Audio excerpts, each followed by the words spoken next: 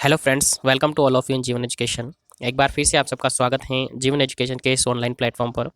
और हम डिस्कस कर रहे थे एमपीसीएचओ, सीआरपीएफ और ईएसआईसी और नॉर्थ सेट को टारगेट करते हुए एमसीक्यू सेशन।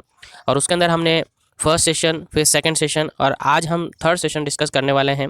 फर्स्ट और सेकंड सेशन में हम इसके रिगार्डिंग काफ़ी इंपॉर्टेंट एमसीक्यूज़ को डिस्कस किया था और उम्मीद है आप सब ने वो अच्छे से पढ़े होंगे, अच्छे से वो आपको समझ आए होंगे। इसी उम्मीद के साथ आज एक बार फिर से थर्ड सेशन को हम स्टार्ट करते हैं। लेकिन स्टार्ट करने के साथ ही सबसे पहले आपसे यही कहूँगा कि इस सेशन को, लिंक को, वीडियो को ज़्यादा से ज़्यादा लाइक करें और ज़्यादा से ज़्यादा लोगों तक शेयर करें। सब लोगों तक इसको पहुँचाने की कोशिश करें ताकि सभी लोगों को इन इम्पोर्टेंट एमसीक्यूज़ का बेनिफिट हो सके। इंपॉर्टेंट जो इन्फॉर्मेशन मैं आपको दे रहा हूँ, इंपॉर्टेंट जो रिगार्डिंग इन्फॉर्मेशन आपको दे रहा हूँ मैं, ये काफ़ी इंपॉर्टेंट है सभी के लिए। तो सभी को फटाफट से शेयर कर दीजिए, लाइक कर दीजिए और अभी तक चैनल को सब्सक्राइब नहीं किया है तो नीचे जाइए, सब्सक्राइब कीजिए और साथ ही बेल आइकन है उसको प्रेस कर दीजिए ताकि ऐसे ही लेटेस्ट अपडेट आते रहे। और जैसा कि आप सबको पता है, डेली अपनी 12 o'clock क्लास होती है एमसीक्यू सेशन की। और साथ ही कम्युनिटी सेक्शन में आपको काफ़ी सारे क्वेश्चंस हैं जो कि डेली अप टू डेट मिलते हैं। फेसबुक पेज पे भी मिलते हैं, इंस्टाग्राम पेज पर भी मिलते हैं। तो सभी जगह जाकर फॉलो करें, लिंक सभी के नीचे डिस्क्रिप्शन बॉक्स में है। और चलते हैं, आज के इस सेशन को अपन स्टार्ट करते हैं। लाइक और शेयर कर दीजिए फटाफट से और स्टार्ट करते हैं।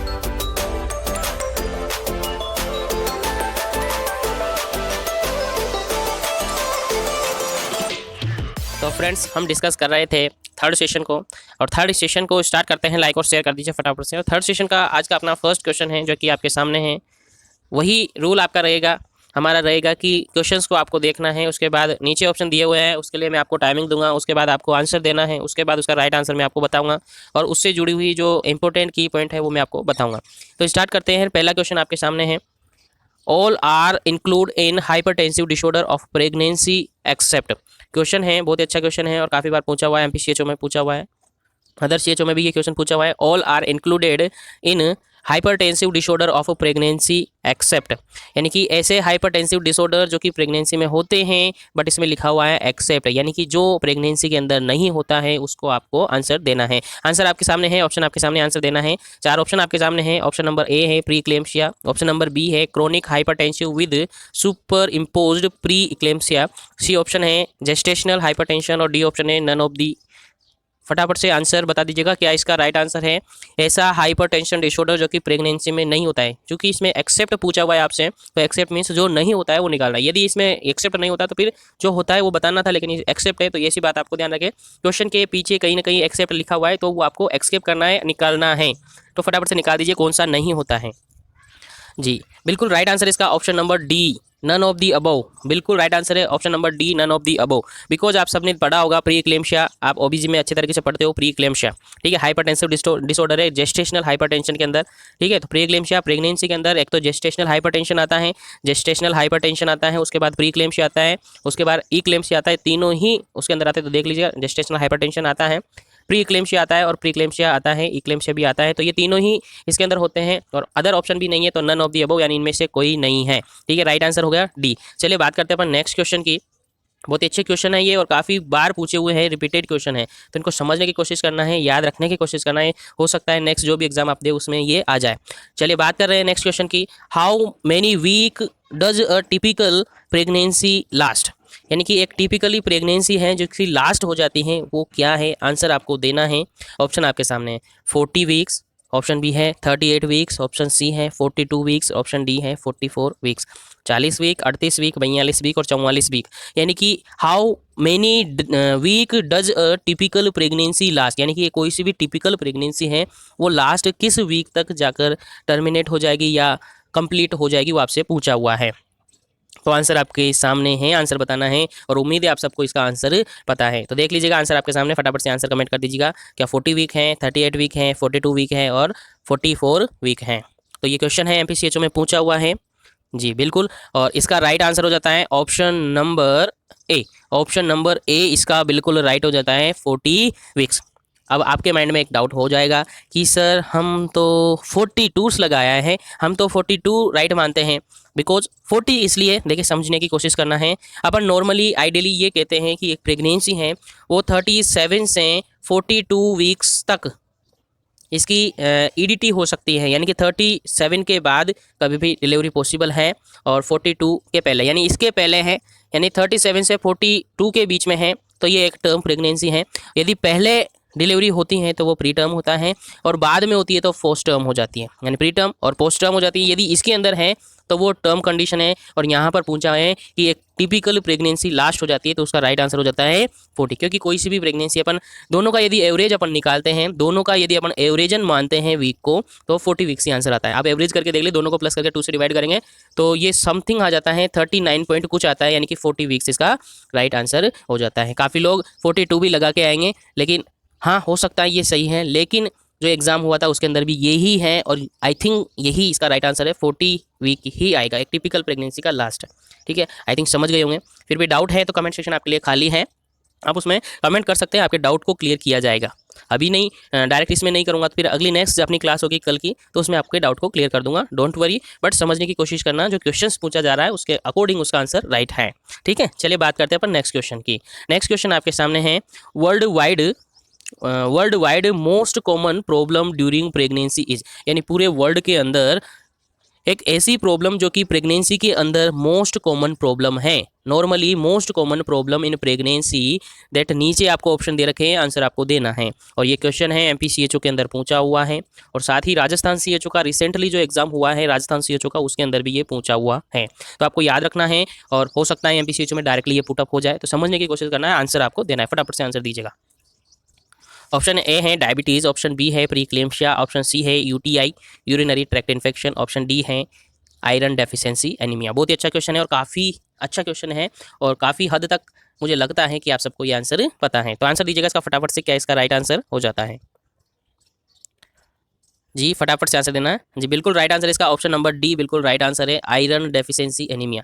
क्या राइट आंसर इसका? आयरन डेफिशिएंसी एनीमिया इसका बिल्कुल राइट आंसर है। अब यहाँ पर एक क्वेश्चन और मैं आपको बता दूं, iron deficiency anaemia generally most common problem है, और हर प्रेगनेंसी के अंदर ये पॉसिबिलिटी हो सकती है, हर प्रेगनेंसी के अंदर ये देखी जा सकती है। इसीलिए जैसे ही डिटेक्शन हो जाता है प्रेगनेंसी का, लेडी के अंदर फोलिक एसिड और आयरन टैबलेट या मेडिसिन हैं वो स्टार्ट कर दी जाती है, ताकि इस आयरन डेफिशिएंसी एनीमिया से बचा जा सके। ठीक है फ्रेंड्स, तो ये कॉमन है। यहाँ पर आपको एक क्वेश्चन और याद रखना है, जो कि अभी रिसेंटली राजस्थान सीएचओ के अंदर पूछा हुआ है, और यही क्वेश्चन एमपी सीएचओ के अंदर भी पूछा हुआ है, बिहार सीएचओ के अंदर भी ये मैंने देखा था, उसमें भी ये पूछा था। ठीक है, तो क्वेश्चन क्या है?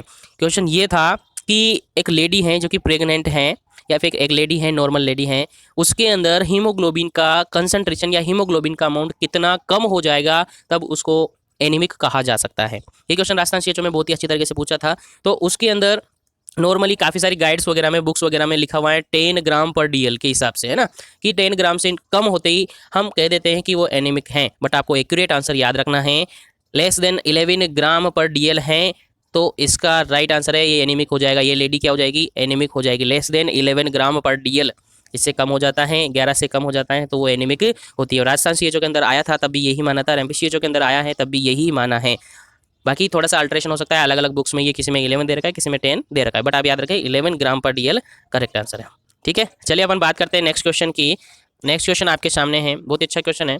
Fetal tachycardia is defined as fetal heart rate greater than. ठीक है, तो बहुत ही अच्छा क्वेश्चन है, और मैंने इसके बारे में लास्ट क्लास में चर्चा भी की थी, डिस्कशन किया था इसके बारे में। अपन ने बात की जा रही है यहाँ पर फीटल टेकिकार्डिया। टेकिकार्डिया मीन्स मैंने आपको बताया था, tachycardia means what? Tachycardia means ये बताया था, टेकी मीन्स इंक्रीज होना, और कार्डिया मीन्स हार्ट से रिलेटेड, यानी हार्ट बीट का या पल्स रेट का इंक्रीज होना, that is known as tachycardia. और यहाँ पर क्वेश्चन यही पूछा हुआ है, फीटल से रिलेटेड पूछा हुआ है, यानी फीटल टेकिकार्डिया को किस तरीके से अपन डिफाइन करेंगे? व्हेन फर्स्ट जो फीटल हार्ट रेट है वो कितनी ज़्यादा हो जाएगी तब उसको टेकिकार्डिया कहा जाएगा। ऑप्शन आपके सामने है, आंसर आपको देना है। ऑप्शन ए है 120-140 बीट्स पर मिनट, ऑप्शन बी है 140 to 160 beat per minute, option C है 150 to 170 बीट पर मिनट, और ऑप्शन डी है 160 to 180 beat per minute. Answer आपको देना है, और उम्मीद है आप सबको आंसर पता है। जल्दी से इसका राइट आंसर बता दीजिएगा, उसके बाद मैं इसका राइट आंसर आपको बताऊंगा। लाइक और शेयर करते रहिए, साथ में लाइक और शेयर करते रहिए। जितनी ज़्यादा लोग अपन डिस्कशन में जुड़ेंगे उतना ही ज़्यादा बेनिफिट्स आप सबको होगा। तो ज़्यादा से ज़्यादा शेयर करें, लाइक करें, और कम्युनिटी सेक्शन में जो भी एमसीक्यूज मैं आपको प्रोवाइड करता हूँ उनको भी शेयर करें, उनको भी सोल्व करने की कोशिश करें, क्योंकि काफ़ी इंपॉर्टेंट है ये आपके लिए, आपके कंपेटिटिव एग्जाम्स के लिए। तो इसका राइट आंसर आपने बता दिया, इसका राइट आंसर है ऑप्शन नंबर डी, बिल्कुल राइट आंसर है 160 to 180 बीट्स पर मिनट। अब ये कैसे होगा आपको मैं थोड़ा सा इसके लिए बता दूं। क्वेश्चन ऐसा भी पूछा हुआ है कि एक नॉर्मल फीटल हार्ट रेट कितनी होती है? तो normal fetal heart rate 110 to 160 beat per minute. और ये राजस्थान सीएचओ के अंदर भी ऐसा क्वेश्चन पूछा था, एमपी सीएचओ के अंदर भी ऐसा क्वेश्चन पूछा हुआ है। तो 110 टू 160 बीट पर मिनट एक फीटल हार्ट रेट होती है। अब यहाँ पर नाम क्या था, क्वेश्चन क्या था, टेकीकार्डिया, यानी कि टेकीकार्डिया मींस पल्स रेट का क्या होना, इंक्रीज होना। अब देखिए 110 टू 160 तक तो नॉर्मल अपन मान रहे हैं, नॉर्मल है ये, और इससे ज़्यादा होती है तो टेकीकार्डिया है। अब देखें यहाँ पर फर्स्ट ऑप्शन जो था 120 और 140 ये तो नॉर्मल है, तो ये तो आंसर है ही नहीं। उसके बाद सेकंड में 140 160 ये भी नॉर्मल है, इसके रेंज में आ रहा है 110 160 के रेंज में, तो ये भी नॉर्मल है। और सी ऑप्शन है 150 170, तो ये भी एवरेजन 150 है जो कि इसकी रेंज में, तो ये भी नहीं हो सकता। उसके बाद नेक्स्ट जो अपना आंसर था, आंसर डी, वो अलग है, 160 से ही ज़्यादा है, मोर देन है। इट मीन्स अपन ने वहाँ यही कहा था कि यदि 160 से ज़्यादा हो जाता है, 160 बीट पर मिनट से ज़्यादा हो जाता है, that is known as a tachycardia. That इसका राइट आंसर हो जाता है ऑप्शन नंबर डी, बिल्कुल करेक्ट आंसर है। याद रखिए, इस क्वेश्चन को काफ़ी बार पूछा हुआ है। चलिए बात करेंगे आप नेक्स्ट क्वेश्चन की। लाइक और शेयर करते रहिए, और उम्मीद है आप सब इनको कंसंट्रेशन के साथ देख रहे होंगे। कंसंट्रेशन से समझने की कोशिश करना काफ़ी इंपॉर्टेंट है ये आपके लिए। नेक्स्ट क्वेश्चन की अपन बात करते हैं। नेक्स्ट क्वेश्चन है, the nurse is caring for a client who had a spontaneous abortion. यानी एक एज नर्स है, एज अ नर्स आप नर्स हो और आप केयर कर रहे हो ऐसी लेडी की, ऐसे क्लाइंट की जो कि स्पॉन्टेनियस उसके अंदर एबॉर्शन हो चुका है। The nurse priority should be assessing the client for, यानी कि नर्सिंग की क्या प्रायोरिटी रहेगी, नर्स की क्या प्रायोरिटी रहेगी, सबसे फर्स्ट प्रायोरिटी आपको देनी है ऑप्शन के अकॉर्डिंग। एक लेडी है जिसकी आप केयर कर रहे हो और उसमें एक स्पॉन्टेनियसली एबॉर्शन हो चुका है, अब आपकी क्या नर्सिंग प्रायोरिटी रहेगी, आंसर आपके सामने है, आंसर देना है हेमरेज, उसके अलावा डिहाइड्रेशन, सी ऑप्शन है हाइपरटेंशन, और डी ऑप्शन है सब इन्वोल्यूशन। क्या राइट आंसर होगा, प्रायोरिटी आपको सेट करनी है, हेमरेज, डिहाइड्रेशन, हाइपरटेंशन और सब इनोलेशन, राइट आंसर आपको देना है। और उम्मीद है आपका राइट आंसर होगा, जल्दी से कमेंट कीजिएगा आंसर इसका।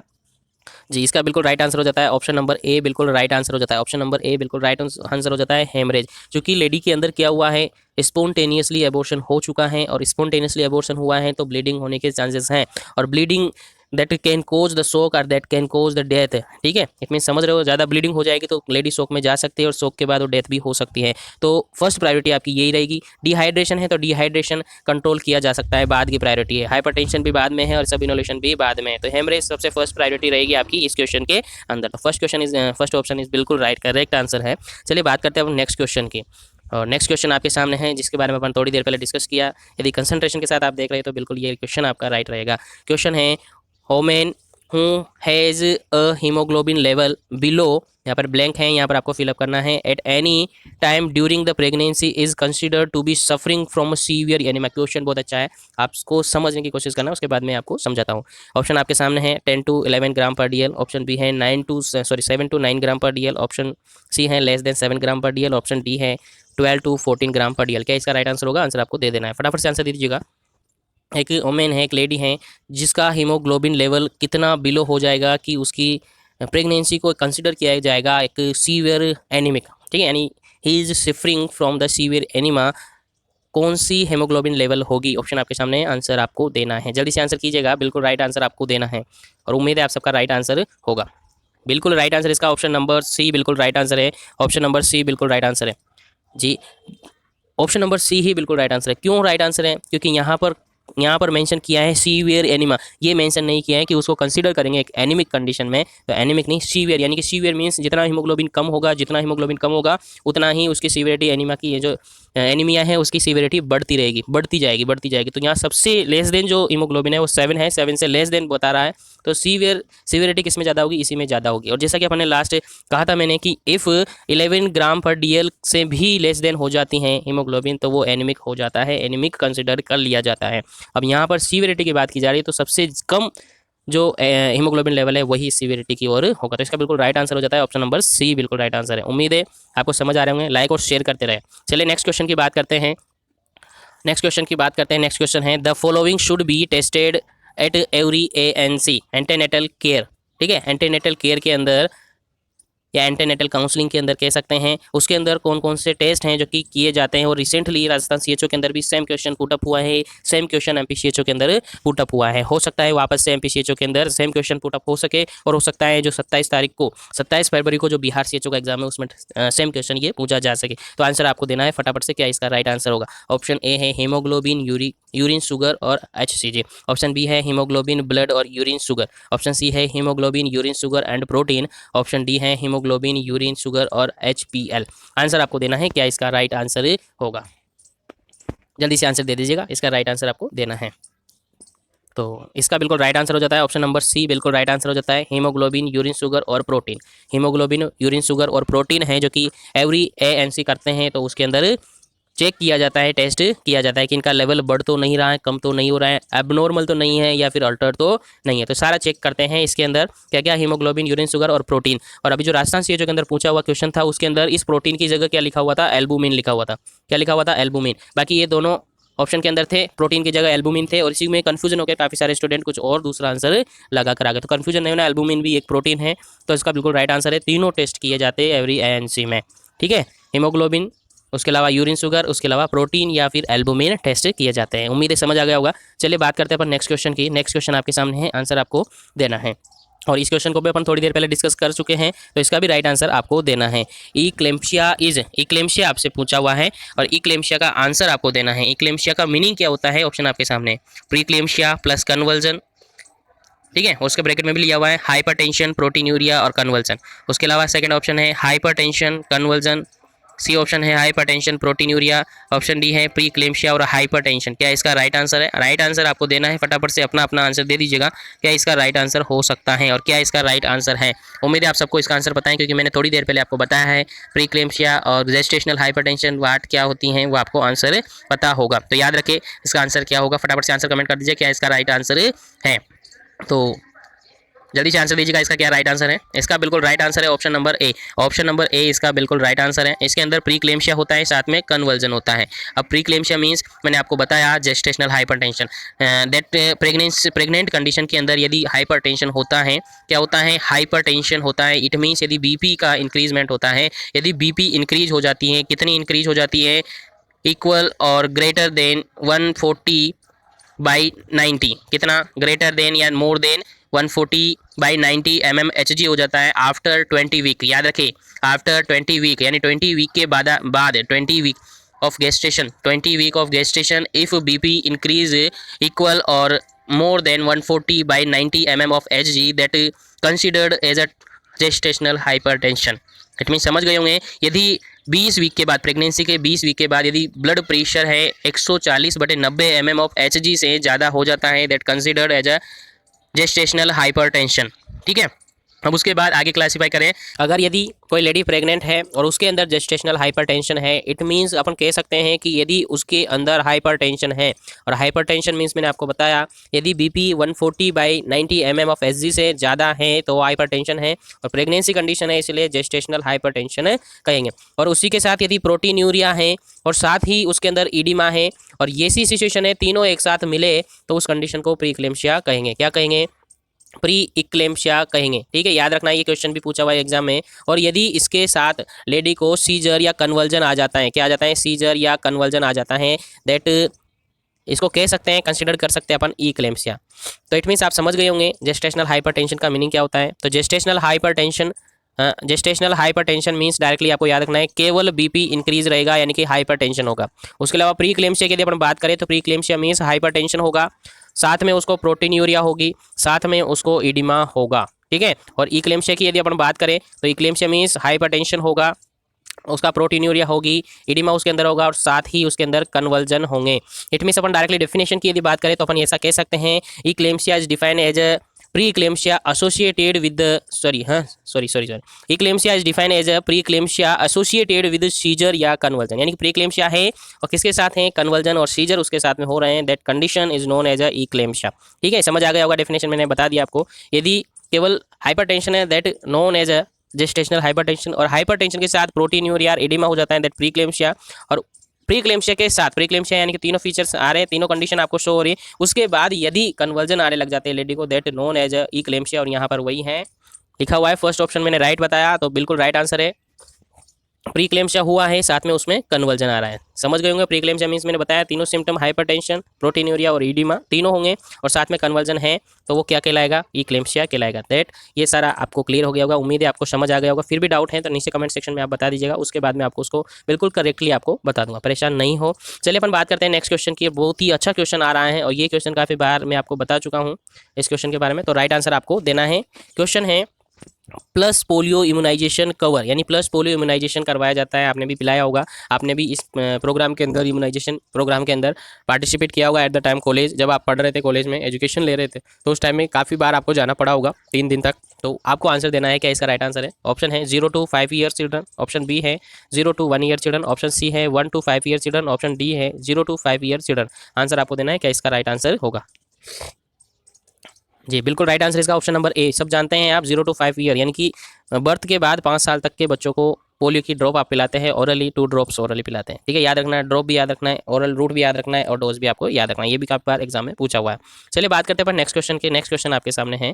क्वेश्चन है the process which destroy all microbial life including the spore is known as, यानी क्वेश्चन बहुत अच्छा है कि ऐसी प्रोसेस जिसके अंदर डिस्ट्रॉय किया जाता है ऑल माइक्रो ऑर्गेनिज्म को including spore that known as.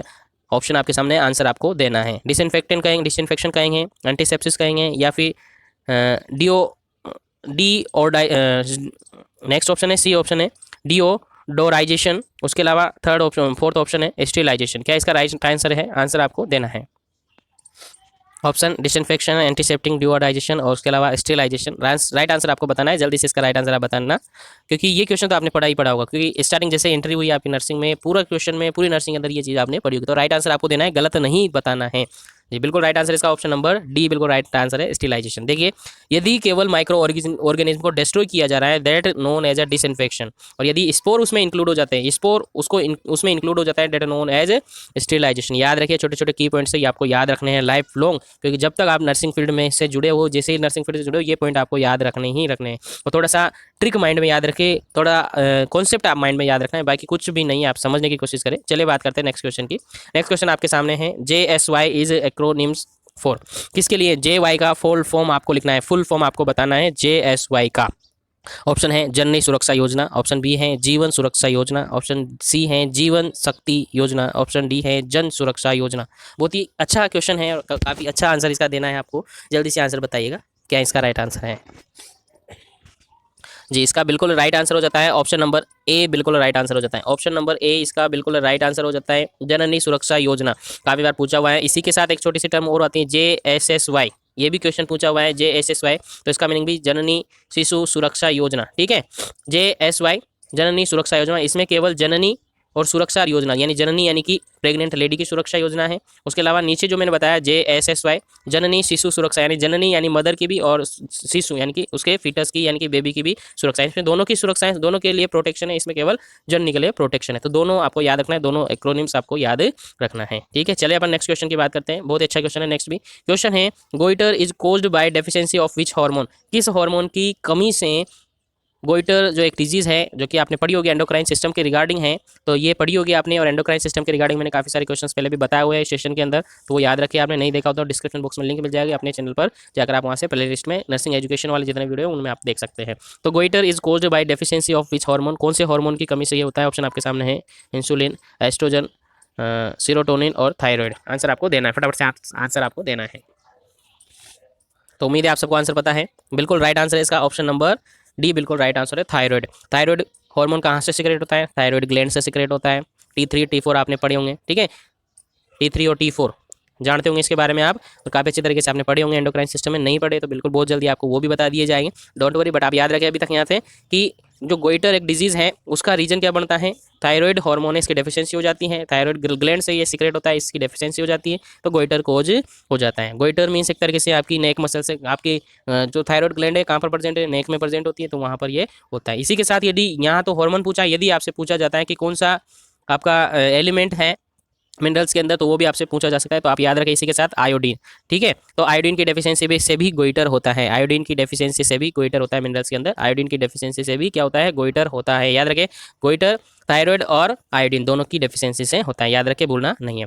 Next question है, बहुत अच्छा क्वेश्चन है ये भी, और ये भी काफ़ी बार पूछा हुआ है, और ये MPCHO के अंदर बार बार 2-3 बार पूछ लिया ऐसा question. What is sex ratio, sex ratio का मीन्स क्या होता है, लिंग अनुपात क्या होता है। आंसर आपको देना है, ऑप्शन आपके सामने है। डेफिनेशन इट मीन्स आपसे पूछ रहा है, ऑप्शन आपके सामने है। Number of male and female in 1000 population, option B है number of female per 1000 mail, option C है नंबर ऑफ मेल पर 1000 फीमेल, ऑप्शन डी है नंबर ऑफ फीमेल बर्थ पर 1000 मेल बर्थ। क्या इसका राइट आंसर होगा, आंसर आपको देना है। बहुत अच्छा क्वेश्चन है, फटाफट से आंसर बता दीजिएगा इसका। आंसर बता दीजिएगा फटाफट से क्या इसका राइट आंसर है, और वीडियो को ज़्यादा से ज़्यादा लोगों तक शेयर करें, लाइक करें, और अभी तक चैनल को सब्सक्राइब नहीं किया तो चैनल को सब्सक्राइब करके रखें, ताकि जैसे ही कल आपके पास वीडियो अवेलेबल करवाई जाए, वीडियो आपके पास आए तो उसको आप देख पाए। और कम्युनिटी सेक्शन में काफ़ी सारे क्वेश्चन हैं, और इनके रिगार्डिंग पीडीएफ्स वगैरह आपको चाहिए तो नीचे टेलीग्राम चैनल का लिंक है, वहाँ से उसको ज्वाइन कीजिएगा, आपको पीडीएफ्स अवेलेबल करवा दी जाएंगे, और काफ़ी सारे लेटेस्ट अपडेट है जो आपको वहाँ पर डायरेक्टली अवेलेबल करवाई जाती हैं। ठीक है, तो आंसर इसका बिल्कुल राइट आंसर है, ऑप्शन नंबर बी बिल्कुल राइट आंसर है। नंबर ऑफ फीमेल्स पर 1000 मेल, ठीक है, 1000 मेल पर फीमेल का जो नंबर होता है वो क्या होता है, सेक्स रेशियो होता है। ठीक है, याद रखना definition, number of female per 1000 male that known as a sex ratio, याद रखना है, भूलना नहीं है। नेक्स्ट क्वेश्चन की अपन बात करते हैं, और नेक्स्ट क्वेश्चन आपके सामने है इन्फेंट मोर्टिलिटी रेट यानी IMR के बारे में आपसे पूछा गया है। IMR का भी डेफिनेशन आपसे पूछा है, ऑप्शन आपके सामने है द इन्फेंट डेथ पर 1000 लाइव बर्थ, ऑप्शन बी है द इन्फेंट डेथ पर 1000 डिलीवरीज, ऑप्शन सी है the infant death per 1 lakh live birth, option D है number of infant death in 1000 population every year. Answer आपको देना है, क्या इसका राइट आंसर होगा, फटाफट से आंसर दीजिएगा। वीडियो को लाइक और शेयर करते रहे, नए चैनल पर विजिट करो, चैनल को सब्सक्राइब करें, बेल आइकन को दबाएं। आंसर है इसका बिल्कुल राइट आंसर है ऑप्शन नंबर ए, ऑप्शन नंबर ए बिल्कुल राइट आंसर है। नंबर ऑफ डेथ पर 1000 लाइव बर्थ, याद रखें, नंबर ऑफ इन्फेंट या the infant death mortality rate की बात की जा रही है, यानी कि नंबर ऑफ इन्फेंट डेथ पर 1000 लाइव बर्थ, या फिर कह सकते हैं द इन्फेंट डेथ पर 1000 लाइव बर्थ, यानी कि लाइव बर्थ जितने हो रहे हैं उनमें से death of infant that known as a infant mortality rate IMR। और आज के सेशन का अपना ये लास्ट क्वेश्चन था जो कि अपने डिस्कस किए। आज जितने क्वेश्चन डिस्कस किए आपका स्कोर क्या रहा, कमेंट सेक्शन में जरूर कमेंट करिए क्या आपका स्कोर रहा है, कितना कल से आज इंप्रूव हुआ है, नेक्स्ट आगे इंप्रूव होता रहेगा, और उम्मीद है आगे इंप्रूव होता ही रहेगा। और आज के लिए इतना ही, मिलेंगे अपन नेक्स्ट अपडेट के साथ बहुत ही जल्दी, और साथ ही कल के सेशन में मिलेंगे 12 बजे। बिल्कुल लाइक और शेयर करते रहे, और अपने साथियों को भी बता दी कि लाइव क्लासेस चल रही है, और वहाँ पर काफ़ी अच्छे क्वेश्चन हैं, और उम्मीद है आप सबको क्वेश्चन अच्छे लग रहे होंगे, क्वेश्चन समझ आ रहे होंगे। मेरा मोटिव यही है कि आपको क्वेश्चन समझ आए, आप उनके बारे में पढ़ने की कोशिश करें, उनको समझने की कोशिश करें, क्योंकि यही क्वेश्चन आपको सक्सेस दिलाएंगे, और ऐसे क्वेश्चन ही काफ़ी इंपॉर्टेंट है आपके लिए। और स्पेशली जो CHOS एग्जाम है, कोई सा भी CHOS एग्जाम हो, ESIC, उसके अलावा CRPF, इनमें ऐसे ही क्वेश्चन पुटअप होते हैं, तो आप इनको पढ़ने की कोशिश करें, समझने की कोशिश करें। बाकी अदर क्वेश्चन को अपन नेक्स्ट क्लास में कल डिस्कस करेंगे। उम्मीद है ये क्वेश्चन आपको समझ आए होंगे।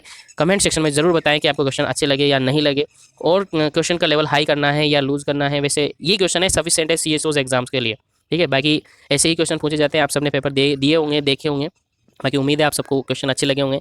आज के लिए इतना ही, मिलते हैं पर नेक्स्ट अपडेट के साथ नए क्वेश्चंस को लेकर। जब तक के लिए all the best, thank you very much, और वीडियो को लाइक और शेयर कर दें। नए चैनल पर विजिट कर रहे हो, चैनल को सब्सक्राइब करके बेल आइकन को दबा लेना, और टेलीग्राम चैनल पर अभी तक नहीं जुड़े, यदि आपको इनका PDF चाहिए तो टेलीग्राम चैनल पर मिलेगा। और टेस्ट सीरीज देनी है आपको, टेस्ट जो कि 1-2 दिन में आपको बता दूंगा मैं, 1-2 दिन से आपकी टेस्ट सीरीज स्टार्ट कर दी जाएगी। थोड़ा सा प्रिपरेशन चल रहा है, उसके बाद मैं आपको लिंक दूंगा, डेली 1 लिंक आपको मिलेगा, और उसके अकॉर्डिंग आपको आंसर करना है, क्वेश्चन आपको प्रिपरेशन करनी है, टेस्ट देना है, और अपना सेल्फ इवैल्यूएशन करना है। और कमेंट सेक्शन में जरूर पार्टिसिपेट करें। जब तक के लिए आज के लिए इतना ही, मिलते हैं नेक्स्ट अपडेट के साथ कल की क्लास में। Thank you very much for joining this class.